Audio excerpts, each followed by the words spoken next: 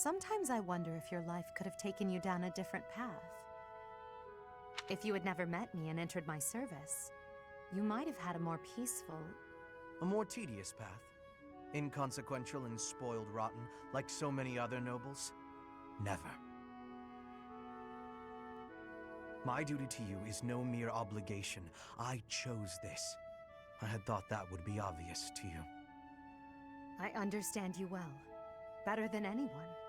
But when I see you at the monastery, studying with the others, it makes me wonder what kind of life you might have had without me. That's all. Such a life may have had its appeal. I thought I'd left my years of carefree innocence behind me. But I cannot deny that I find myself enjoying my time at the monastery. I feel the same way. That enjoyment, however, is only thanks to you. Standing by your side is all that truly matters to me. I see. Then I won't speak of such things again. If it's really what you want, I'll gladly keep you by my side.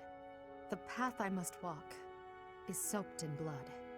It's a path that can lead to madness, can snatch away one's future, and can even take one's life. And the pool of blood at my feet is growing larger. Those stains can never be washed clean. Please leave the violence to me. A leader must be seen as pure, above the fray. Allow me to paint the path that lies before you red with the blood of your enemies. I will do it gladly.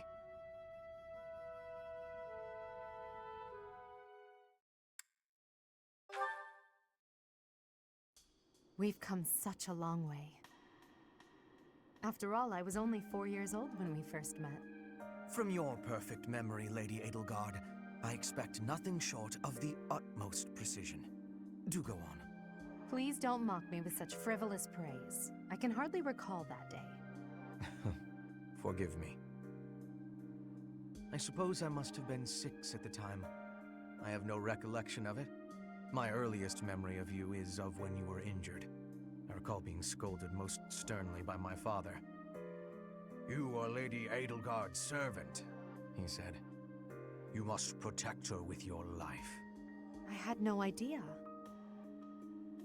But House Vestra has served House Hresvelg for generations. Given that, I suppose I shouldn't be surprised. Indeed. After that, I made certain to accompany you wherever you went. That is, until the incident. Ah, when my uncle, Lord Arundel, defected to the kingdom and took me with him. The sensation of loss that overcame me on that day defies all description. It was as horrific as if I'd lost all my limbs. I left the city in a mad rush to rescue you. My father sent soldiers to capture me. I fought them off for 3 days, but they did finally manage it. Of course, I was only 10. I never would have reached Ferdiad. I've never heard that story before.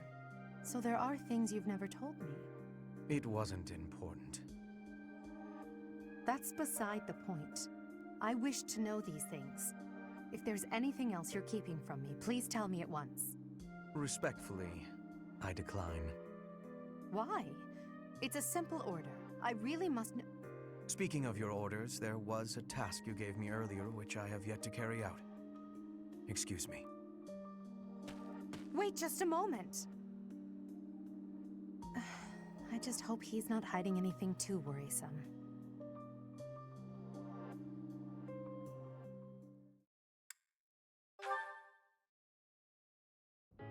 And that concludes my report.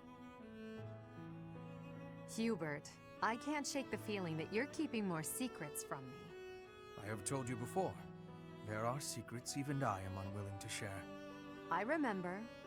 However, I am the Emperor now. If the Minister of the Imperial Household does not obey his orders, I have the right to execute him. I fear you have misunderstood me, Your Majesty.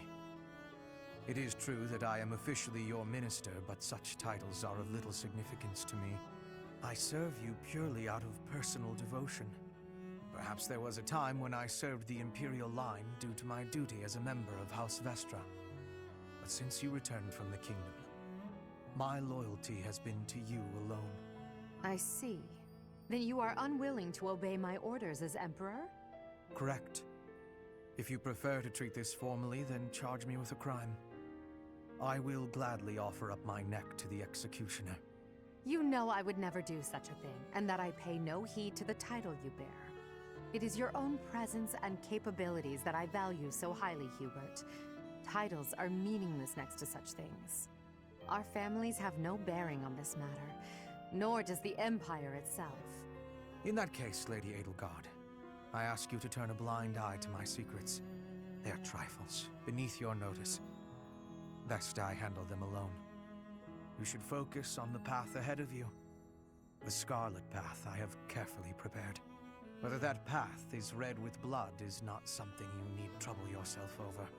As Emperor, I'm obliged to accept that answer. However, as your friend, it irritates me to no end. You speak often of painting the path I walk, yet you do so in secret. I am the one you serve, but you refuse to let me in. I trust you, Hubert, and that is precisely why I want to know everything. Your secret hopes and burdens, all of it. If I'm truly the center of your world, then I wish you would trust me as well as I trust you. Very well. You have me beaten. I will tell you as much as I am able. From the assassins I've eliminated, to the gold I've spent on bribes, to the identity of the one I love. Wait a moment. Are you saying you have romantic feelings for someone? Yes. That is the one secret I had particularly hoped to keep from you. Well, that's utter nonsense. You can't possibly keep something so fascinating from me. Who is it? It is you, Lady Edelgard. Did you ever really doubt? Hubert, you never cease to surprise me.